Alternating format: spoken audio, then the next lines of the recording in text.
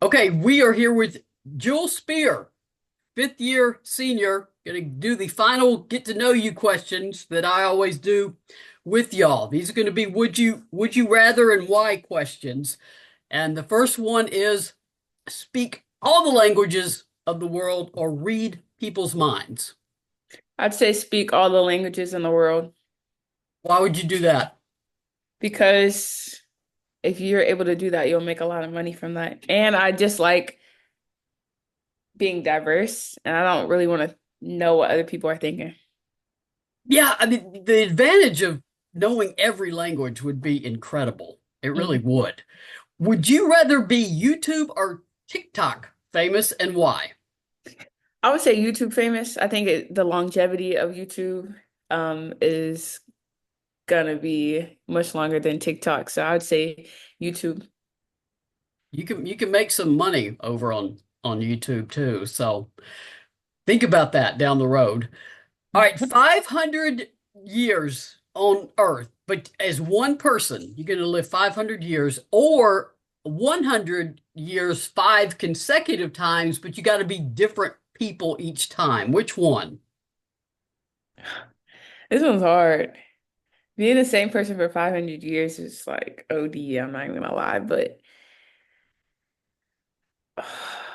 I don't know. Okay, I'll just say five different people, 100 years. Just for to get all different experiences? Yeah, different experiences. All right, if you have the choice of going to the depths of the ocean or deep into space, which one do you pick and Space. why? I said space. Not scared of the ocean. 'Cause I know how to swim, but like the ocean's just like nonstop. Like that would just be scary, honestly. Because if you're in the depths of the ocean, like how long are you down there though? Like how long am I in space if I say space? I don't For know. The depths of the ocean are pretty, It's scary. yeah, because what exactly Dark. is down there? Very Right. dark. Yeah, so I'd rather the moon where it's, people know about it. Would you rather be able to fly or breathe underwater? Fly. I can transport easily to anywhere I want to go. And why do I need to breathe underwater? I don't know if you just some people like being underwater. There's sort of a peace to the water. No, I'd rather fly. All right, you have to do one of two things. You're going to swim in the ocean for 15 minutes, knowing a shark is nearby. Maybe you see it, maybe you don't, but it's there. Or spend an entire night in a haunted house. Entire night in a haunted house. I'm scared of sharks and I don't need it to be nearby. I don't care for how long I'm swimming for. I'd rather just, haunted houses aren't real. So that would give me more peace. A shark is real. What's your strategy in a haunted house? Just try to sleep, or do you stay awake the whole time, or Pull an all-nighter. Because one night I'm gonna pull an all-nighter. But I understand the sleep part too. It would be hard to go to sleep, but if I could force myself to go to sleep, I definitely would. sleep through it? All right, Hmm. you're walking across a graveyard, probably kind of spooky, eerie, tombstones, dark. Which teammate do you want with you for protection? Who's the best teammate to get you both through it? I'd probably say Kaya. I feel like in those moments you need like peace and laughter to kind of like keep the mood down. And she's very smart, so I feel like she would already have like a plan or just know where to go, honestly. So I would say Kaya. Is she one of the funniest people Yeah, ever? she is. She makes me laugh a lot. Not even gonna lie. Everybody talks about that she needs like her own talk show or something. She does. Do you ever remember your dreams, strange, funny, odd? And if you do, what are some of the ones you remember? Um, I don't know. I don't dream. I feel like I don't dream as much as other people, but when I do, I remember like the scary ones are like when you're at school and you would like take a test and it just feels like you're falling or something, you just instantly wake up. Um, so those are like the most memorable ones, honestly. It's kind of boring, but um I don't really have a lot of dreams, so That's probably good. That's an anxiety dream, what you're describing, when you've got a lot on you. And, hmm apparently even years removed from college, people still dream that they missed a test. Oh or wow. slept. Oh Yeah. yeah. Do an alarm. I that definitely had that before. Like feel like that. What is the best live concert you attended? Oh, I have two. One Rod Wave, and then the other one was like Lil Baby, Lil Durk. Um, who else was there? Those were the main two performers. But I loved all three of those. Or it was really two concerts, but all three of those artists. Where were they? Where were the concerts at? So this was, let's see. One was in Charlotte, North Carolina, because this was when I was back at my last school, and the other one was in Greensboro, North Carolina. What is something that always will make you laugh? Uh, some of my teammates, because they're just goofy, just plain out goofy, like Z, Kaya, Favor. I'd say my brothers do a really good job of making me laugh. My older brother and younger brother, we're always texting each other and just like sending each other stuff on like Instagram or TikTok. So I feel like that always makes me laugh too. So yeah. Yeah, Z, I mean, I'm used to asking y'all kind of offbeat questions, that I do when the season starts. Uh, but Z and her comment about Kim Caldwell and a chipmunk had to Man, be the what? funniest thing I ever That heard was in my funny. life.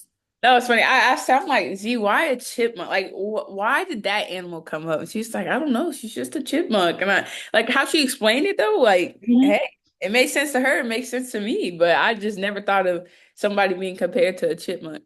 No, that was the most random answer I think I've ever heard anybody give to anything. What can always make you cry or get emotional? Ooh. Always make me cry. I feel like I have a lot of empathy for others. So like when I'm watching like movies or shows and like say somebody's getting bullied or like say something sad goes on, like somebody dies or something, like I feel like it hits home just because like I empathize with like people's emotions and stuff. So I say that's the biggest thing, honestly. Or like I remember when I was younger in college, like always leaving home, leaving Texas, like I would try and hide my little tears, but little tears came down like when my parents dropped me off at the airport. I mean that's nice though. I mean it always when you're leaving a place that you love and people that you love, it's always a little bit emotional, no matter how old you are. Yeah. I always do at least one basketball question because of the timing of this. I'll ask you about NCAA tournament. You know, it's your last go round. Just how hard is it to get your arms around? I mean, 5 years goes fast. It really does. It really does. Like people always talk about it, but it really does. Like I remember being a freshman in college and like being wide-eyed, like, oh my gosh, I'm nervous. And with this being my last, it's surreal. It's a little emotional in the sense of like I don't know when my last practice is, when my last weight session is, when my last game is. So it's just like it's the unknown that you can control, in a sense, but it's still like, dang, like this is it. Like this might be my not even my this is my last time putting on a jersey. And like you want to kind of push it away and not think about it, but like you have to think about it. So I kind of try not to think about it too much to put too much pressure on myself, but it's also there in my mind. So I remember to just enjoy the moments I have with, my coaches, players, and then with you all as well. So just taking the time to really just stay present and enjoy college. Yeah, you've become someone the media really do like to interview because your answers are expansive and really good. So we have our All-American media team that we don't All even right talk now. about of people that we most want to interview because they handle it so well. It just sort of in hindsight of these 5 years, three at Wake Forest, two at Tennessee, just what are you taking from your college years? Just how beneficial has this been for you? Man, it's been very beneficial. I've met so many people. My old assistant coach, who's a head coach at William and Mary now, just took her team, made history to the NCAA tournament. So like the connections that I've made, it's just so surreal with having what three different head coaches in 5 years. Like just taking, that's hard. It really is. It's challenging, but also just taking those moments with all the assistant coaches, the head coaches, maybe the strength trainers, medical trainers, and really just cherishing those moments. And I still talk to a lot of people from my last school, and I still talk with a lot of people from this school, whether it's the last coaching staff and current coaching staff. So just really appreciating the people that really believed in me, which means a lot, coming out of high school. Not being, I was highly recruited, but I wasn't like heavily recruited, in the sense that I was, kind of ranked on the back half, towards like the 90s in ESPN ranking. So really just having to trust my gut, but also having the trust from other people meant a lot to me. So I'm very thankful and very grateful, for the people that I have ran across paths with. That was a cat flying off the desk. That's why I'm trying to hold back. Last question for you. What is something Kim Caldwell says all the time in practice, and can you even imitate it? Oh my gosh, that's a good question. I wish I was like in practice, so I could just do it. Um, what does she say all the time? Man, she's just goofy. She's goofy but serious. Like it's a fine line. Like, um, with me, she always tell me to shoot the ball though. Like, Jewel, shoot the ball. Like she always yells at me because sometimes, as y'all know, I be hesitating, but she gives me that confidence to, just keep shooting. But I would say, oh, this is a good one. Okay, so like we'll be done with practice. We'll be done with practice, and we think we're about to go into the huddle, and she'll be like, "All right, get on the sideline," and like the mood just drops. Like we'll be laughing with her, kiki with her, and then she's like, "All right, get on the sideline." And we're like, "Coach Kim, like, what do we do?" Like, she's like, "Nothing." Y'all, like, y'all look a little tired, and we won't be tired, but she'll just be like, "Y'all look a little tired. Let's get on the sideline," and we'll be run. So, um, I don't know. That I think those two are the biggest ones, but she loves saying get on the sideline after the practice or get on the baseline or like orange on this baseline, gray on this baseline, and then it gets silent in the gym instantly. Yeah, that's a mood killer for a team It after is. a practice. Yes. But y'all are in incredible shape. I will say that. So Mhm. yeah, it's are you glad that you stuck around and Yeah, I am. stayed?